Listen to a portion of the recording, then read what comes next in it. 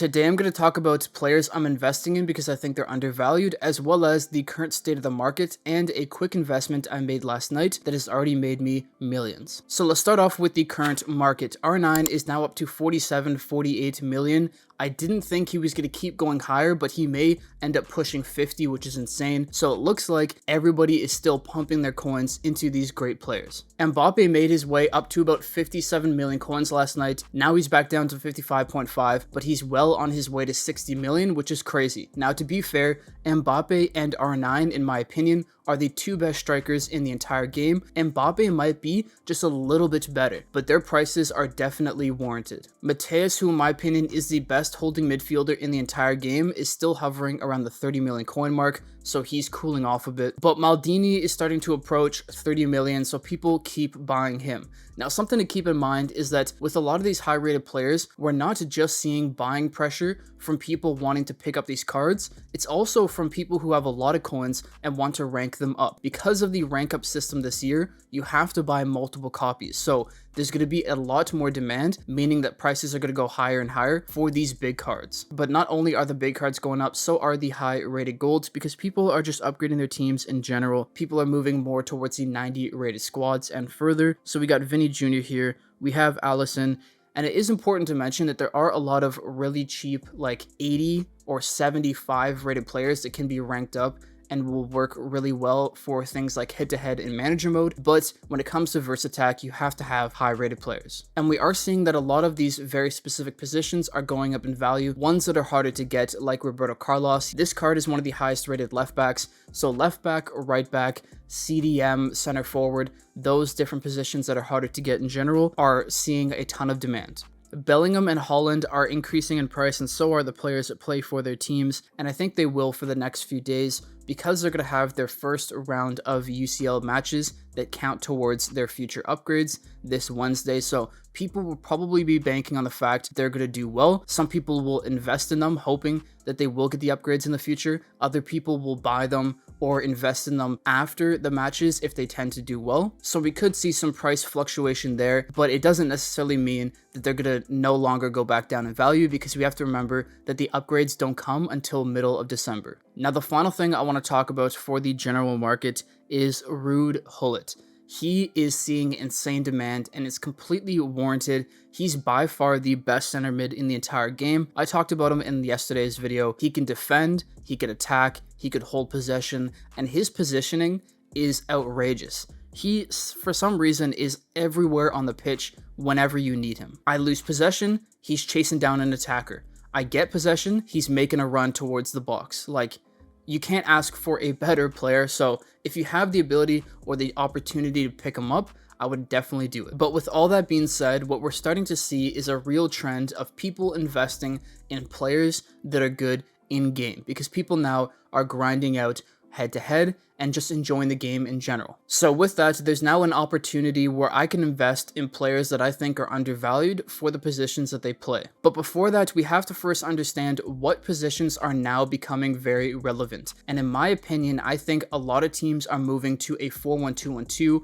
or having 4 midfielders essentially in a diamond formation, whether it be 2 center mids or 2 left mid and right mid, and then having 2 strikers. But that also means that everybody's going to have a center attacking mid and a CDM. And the reason for that is because most people run a 4-3-3, and when you have 4 midfielders going up against the 4-3-3's 3 midfielders, it allows you to control the midfield a lot better. And honestly, ever since changing to this formation, I think I've played 15 or 20 matches and I've only lost twice. I've drawn twice, I believe, and lost twice. And the only times I lost was when I changed up my formation to try something new. And I promise it's all because of this formation, because I have come up against people with better teams. So the positions I think are going to become more prominent is the center defensive mid, especially a center mid that is defensive minded, and an additional striker. So you can see a few new guys here in the team, but I'm going to go back over to the market to show you guys what I'm thinking about. So the first position that I'm looking to find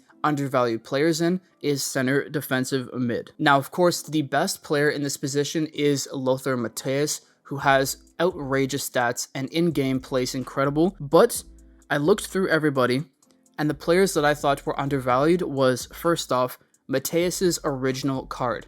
there's not that much of a difference between his 91 and his 93. And because he's only half the value, I think he has the opportunity to go up a few million coins more. Now, of course, this could backfire. All these investments could backfire. So you guys make sure you do your research when you invest. Understand that you should never invest all your coins. But I am going to bet on Matthäus because him, even compared to the rest of these higher rated cards, is better than all these guys. Rodri has decent stats, but he has better pace. Same thing with Kimmich. So all these high rated defensive mids are decent, but this 91 Matthäus is by far better in my opinion. So because of that, I picked up 5 copies at, I think it was low 14 million. I think it was 14.2 million coins, and he's now up to 14.5.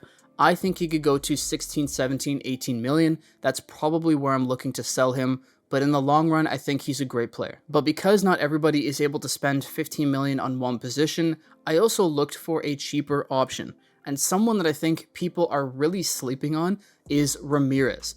His stats are outrageous. His stats are almost as good as Matthäus, but he's only 5 million coins. Now, I picked up a few copies at 5.5, 5.6. He's now up to about 6 million coins, so I'm almost at break even. But I think he could go closer to 8 or 9 million over some time because his stats are outrageous. Now, his only problem, in my opinion, is the 3-star weak foot, which sort of forces you to play him more on the right side, but he does have high work rates, which is so crucial. If we go over here to Matthäus, you could see he has high work rates as well, and that's very important because it allows him to push up and help with the attack, but also track back really quickly to help with defense. Yeah, and as you can see here, I picked up a handful of copies at 5.6. So those 2 cards are undervalued in my opinion, that's why I picked them up.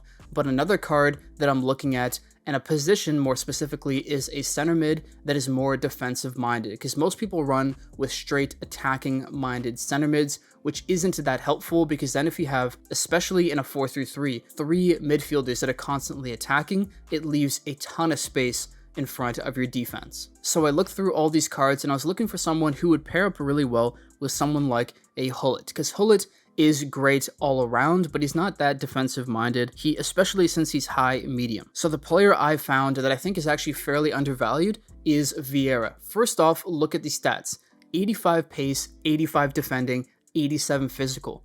Even as a center back, he would be very good. So having him in the midfield is really important, and more importantly, he has medium-high work rates, which means he will help out with the attack, but his main priority is the defense. He's also 6'4", fairly strong, so overall, he's a great player, and he's only about 10 million coins. Now, I picked up 4 copies, I believe, at 10 million. I have to go over here and check. So I bought 3 copies of him, each for 10 million. I think he could go up a few million coins more, especially considering the price that all these other players are going for.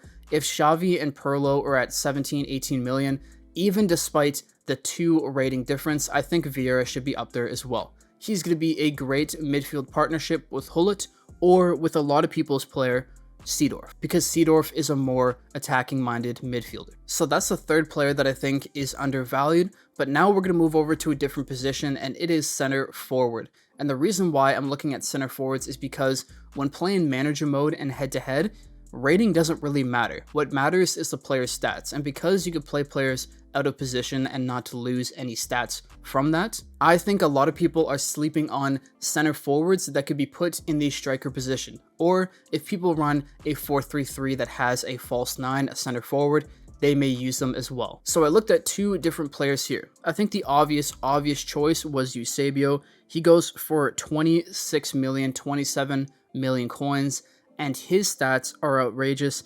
93 pace, 94 shooting, 91 dribbling, very similar to R9.